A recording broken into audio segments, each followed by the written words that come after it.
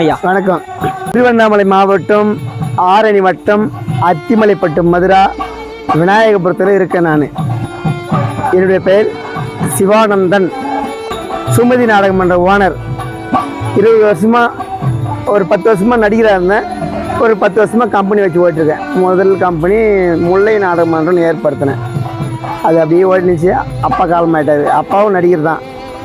அப்பா காலமான பிறகு சரி கம்பெனி வேணாம் அப்படின்னு விட்டுட்டேன். இப்போ இந்த நேமு சுமதின்றது எங்கள் ஒய்ஃபு, அவங்க காலமாயிட்டாங்க. அவங்க பேரில் தான் இப்போ கம்பெனி போயிருக்கு. 2 வருஷமாக சுமதி நாடகம் பண்ண போயிருக்கு. அதுக்கு முன்னாடியெல்லாம் எத்தனையோ கம்பெனி இருந்தேன். அதெல்லாம் விட்டுட்டு தான் இப்போ கம்பெனி நல்லதும் நடக்கும் கெட்டதும் நடக்கும். இப்படி வாழ்க்கையில் தான் எங்கள் மனைவியாக தான் என்னை விட்டு போயிட்டாங்க இல்லையா, அது ஒரு இழப்பு தானே. அதெல்லாம் தாண்டி இந்த கலைத்துறையில் பயணம் தொடர்ந்து தான் இருக்குது. எவ்வளோ கஷ்டம் வந்தாலும் அட்வான்ஸ் கொடுப்பேன், வாங்கிட்டு போவாங்க நடிகருங்க. கிட்டத்தில் நான் வரல அப்படின்னு எடுத்துகிட்டு வந்து கொடுத்துருவாங்க அட்வான்ஸு. கஷ்டமாக தான் இருக்குது நடத்துறது. ஒரு நாள் முன்னாடி 2 நாள் முன்னாடி சொல்லுவாங்க இன்றைக்கி லீவு எனக்கு அப்படின்னு. அதுக்கேற்ற மாதிரி யாருன்னா பார்த்துட்டுன்னு போவேன். திடீர்னு ஃபோன் எடுக்க மாட்டாங்க. அந்த டைமில் எப்படியும் 13 பேர் ஒரு டீமுக்கு, ஒரு கம்பெனி நடத்தினா 13 பேர், நான் 15 பேர் போட்டிருக்கேன். எக்ஸ்ட்ரா தான் இருக்காங்க. ஒரு ஆள் வரனாலும் அதுக்கேற்ற மாதிரி அட்ஜஸ்ட் பண்ணி அதுக்கேற்ற மாதிரி கதையை நடத்துவேன். என்ன டைமிங்காக போய் சீன் கட்டி ஆரம்பித்தா எதுவும் பிரச்சனை இருக்காது. இப்போ டைம் ஆச்சுன்னா என்ன பண்ணுறீங்க ஏது பண்ணுறீங்கன்னு குடிச்சிட்டு வருவாங்க, எத்தனையோ பேசுவாங்க. அதெல்லாம் அட்ஜஸ்ட் பண்ணி தான் ஆகணும். சகிப்பு தன்மை இருக்கணும்.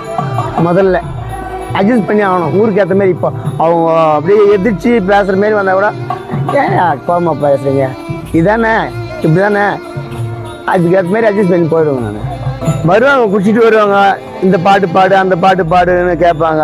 அதுக்கேற்ற மாதிரி நம்மளாம் முடிஞ்சால் பாடுவோம், இல்லை முடியாதுங்க அப்படின்னுவோம். பேசினே இருப்பாங்க, அமைதியாக பேசினே இருப்பாங்க. அதையும் அட்ஜஸ்ட் பண்ணி ஆகணும். அது இல்லாமல் ஒரு மாதிரியாகவும் பேசுவாங்க, அசிங்கமாக பேசுவாங்க.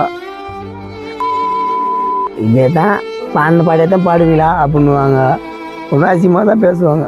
ரொம்ப கஷ்டப்பட தாங்க ஒரு டீம் உருவாக்க முடியும். இப்போது வேறு டீம்லேருந்து இப்போ நம்ம டீமுக்கு வரணுன்னா அங்கே 1000 ரூபா கொடுப்பாங்க. நான் 1500 ரூபா தரேன், 1200 கொடுக்குறேன் அப்படின்னா தான் வருவாங்க. அது இல்லாமல் 200 நைட்டு 150 நைட்டு போகிற கம்பெனிலேருந்து ஆள் கூப்பிட்டா போமா அப்படின்னு கேட்பாங்க.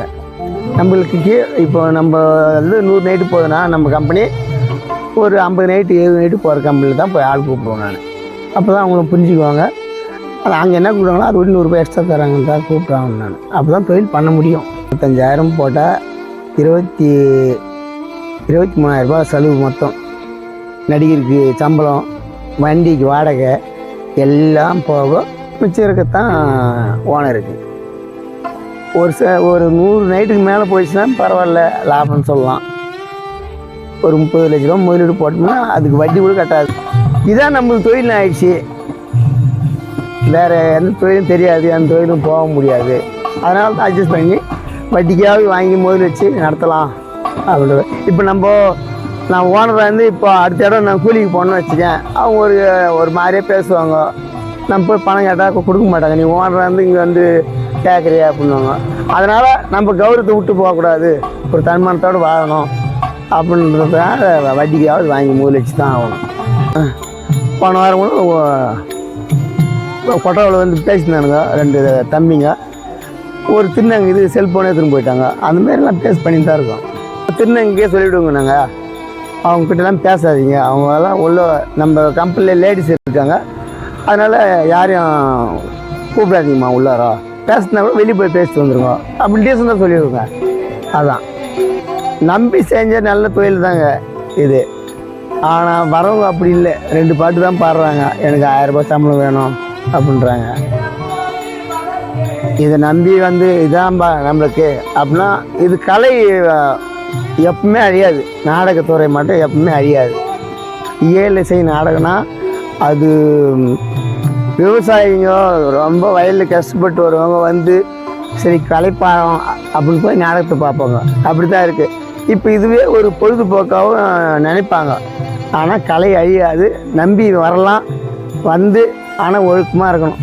வரும்போதுல கூட்டிகிட்டு வர்றது, அவன் ஓனர் என்ன அவன் வருது வா அப்படின்னு பேசுறது எத்தனையோ இருக்குது. எல்லா கலைஞர்களும் இல்லை, ஒரு சில கலைஞர்கள் தவறு நடத்துகிறாங்க. நம்பி இருந்தால் நல்லது தான். எல்லாம் சம்பளம் 1000 ரூபாய் ஆயிடுச்சு. 2 பேரை 3 பேரை போய் குடிக்கிறது இதெல்லாம் நம்மக்கிட்ட இல்லை. டெஸ்டாக்கிறாங்க. ஒரு சில கம்பெனியில் போவாங்க வருவாங்க. நம்ம அடுத்த கம்பெனிலாம் பேசணும், நம்ம கம்பெனி பற்றி தான் பேசணும். நன்றிங்க. சரி.